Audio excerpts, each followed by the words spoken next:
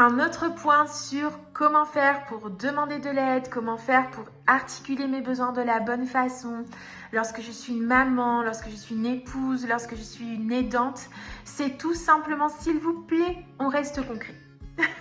On ne va pas s'amuser à trouver des solutions pour les et si. Et si? Eh bien, les et si, on n'a pas de solution. Mais on reste très factuel et très concret. Personne ne peut résoudre les situations et les équations pour les et si. On reste basique. Il y a un problème, on en parle et on essaye de le résoudre. On n'essaye pas de se poser des stratégies pour les et si. Et si ça se passe comme ça.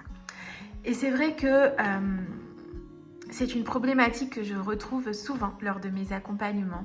Lorsque je me retrouve face à des mamans qui doivent gérer de l'anxiété, qui doivent gérer des épisodes de charge mentale terribles, je m'aperçois qu'elles sont en train de crouler sous les et si.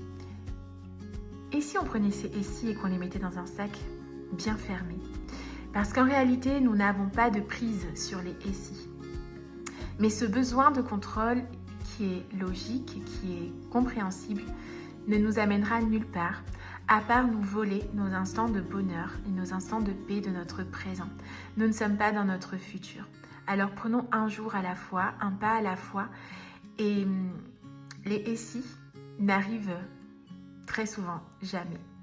J'aime beaucoup cette phrase qui disait que l'inquiétude était comme un rocking chair. Il te donne l'impression d'avancer et en réalité tu restes au même endroit. Alors mesdames, lorsque vous avez des moments difficiles, des challenges, je ne peux que vous encourager à dénouer un nœud à la fois et à ne pas dénouer des nœuds imaginaires. À prendre toute votre énergie pour dénouer un nœud à la fois. Et on reste factuel. On reste sur les faits. Qu'est-ce qui se passe? Voilà le problème.